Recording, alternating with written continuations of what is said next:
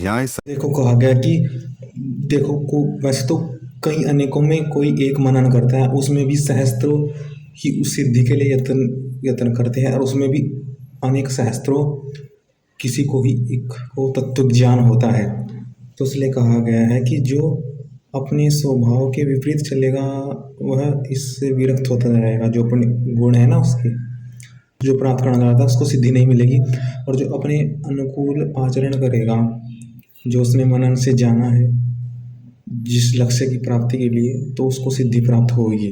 इच्छा गुणों के अनुकूल आचरण करने से उसको सिद्धि प्राप्त होगी। इसमें निरंतर अभ्यास करना पड़ेगा, वही वाला सफल होगा निरंतर। सच्चे ज्ञान का योग साधन करने से व्यक्ति को अंतरात्मा में ही ज्ञान हो जाता है कि तत्स्वयं योग सिद्धि कालेन आत्मनि विन्दति, अर्थात जो चाहोगे वो आत्मा में ही आपको भान होता रहेगा कि अब कैसे और अब आगे कैसे, अर्थात वह आपको प्राप्त हो जाएगा। वही मार्ग आपकी आत्मा में पथ प्रदर्शित होता रहेगा, मार्ग आ जाएगा, आप में चेतना आ जाएगी, आप में वही मार्ग आ जाएगा ज्ञान।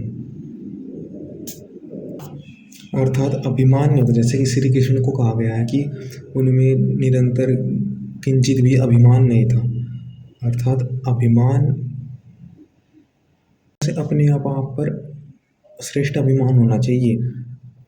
अर्थात जैसे कि कुल अभिमान की मैं इस कुल में मैं हूँ, मेरा धर्म यह है, इसके लिए तप ब्रह्मचर्य कि मैं ब्राह्मण हूँ, मुझे तप करना है, ब्रह्मचर्य त्याग बल स्वाध्याय से मैं इसको प्राप्त कर लूँगा। इतना भविष्य में मुझे अति विश्वास है अपने मार्ग पर, अपने स्वकर्म पर, अपने गुण पर, अपनी धारणा पर। लक्ष्य प्राप्ति की का रूप धारण करता है तो वह अभिमान जब भूतकाल का रूप धारण करता है तो सर्वनाश होता है, और जब वह भविष्यकाल का रूप धारण करता है सर्वहितकारी होता है, परम हितकारक होता है। ब्रह्मचर्य से, स्वाध्याय से और त्याग के बल से ब्राह्मण उपार्जित करना है, यह अभिमान श्रेष्ठ है। और मैं ब्राह्मण में कुल में जन्मा हूँ, इसलिए मेरा जन्म मात्र से ब्राह्मण हूँ, यह निंदित पापजनक सर्वनाश का कारण है। जैसे कि कंस के मंत्री कहते हैं कि हे राजन, देव यज्ञों के सहारे जीते हैं, अपने कर्म के, और गांव ब्राह्मण के सहारे जीते हैं। तो इस उपाय से तो कंस अत्याचार करता था कि गाय को मारो, इसलिए विद्रोह का बीज एक गोपाल रायण नाम का, देखो वह पूरा श्री कृष्ण का रायण यशोदा का भाई था, श्री कृष्ण का मामा था, जो नंद वंश का था। उसके एक नेतृत्व थी, उसकी सेना थी, स्वयं सेवक सेना राधा नाम से, जिसमें आराध्य ईश्वर की करते हैं वैसे व्यक्ति थे। उस सेना का नाम था, समूह का नाम था राधा।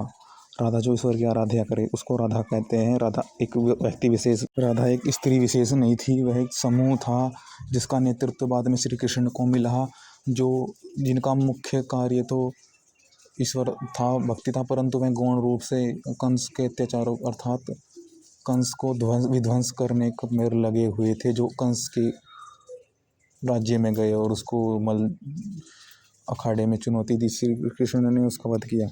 वो पूरी राधा नाम की मंडली एक ही वेश धारण करके उसमें कंस को आवास भी उन्होंने दिया। मैं गाते गाते कब उसको कंस को चुनौती दे दी और उसका वध भी कर डाला। उस युद्ध क्षेत्र में, क्रीड़ा क्षेत्र में पधारे श्री कृष्ण, उस जो युद्ध का शौकीन था वो उसको कंस को मार डाला श्री कृष्ण ने। राधा का मतलब है कि जो एक समूह सेना जो ईश्वर की आराध्या करती है, श्रेष्ठ कर्म करती है। आमंत्रण मिलना और वनवास में जाना, उनके मुख पर किंचित मात्र भी भय लज्जा इत्यादि नहीं थी।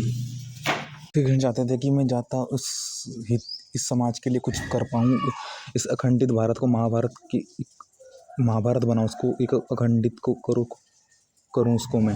तो उन्होंने विवाह के पश्चात वे 12 वर्ष में हिमालय में रहे, कठोर ब्रह्मचर्य पालन व्रत किया, जिससे कि वे बद्रीनाथ में रहे, जिसका धाम कहते हैं। वहाँ पर श्री कृष्ण ने तपस्या की। उसके बाद प्रद्युम्न जैसा श्रेष्ठ पुत्र रहा, जो उनकी अनुपस्थिति में द्वारिका का पालन किया, और जिससे कि श्री कृष्ण इधर हस्तिनापुर में आ जा सके और यह श्रेष्ठ नेतृत्व कर पाए। और जो उन्होंने केवल बेर खाकर ही निर्वाह किया उस हिमालय बद्रीनाथ में, बद्री धाम में, अर्थात धाम वो उनके नाम से बना। पहले वो एक हिमालय था जहाँ पर श्री कृष्ण ने तपस्या की, और अगर जुआरी अगर जुआरी युधिष्ठिर न होता तो ये सपना उनका पहले ही पूर्ण हो गया था। रासुयेज में जो सब राजा शिशुपाल तक उसको कर देने के लिए मान गए थे। युधिष्ठिर एक राज्य हो गया था। वो बाद में फिर युद्ध के ऐसी अपमान हुआ जिससे युद्ध करके यह सबको मार्ग दिखाया। श्री कृष्ण ने नेतृत्व किया। श्री कृष्ण कहते हैं यदि तुम मेरा भक्त चाहते हो बनना चाहते हो तो अपने स्वकर्म से चुने हुए साथ अपने धर्म को के मार्ग पर होगी निष्काम भाव से प्रार्थना अर्चना करता हूँ, ऐसा ही तुम भी करो।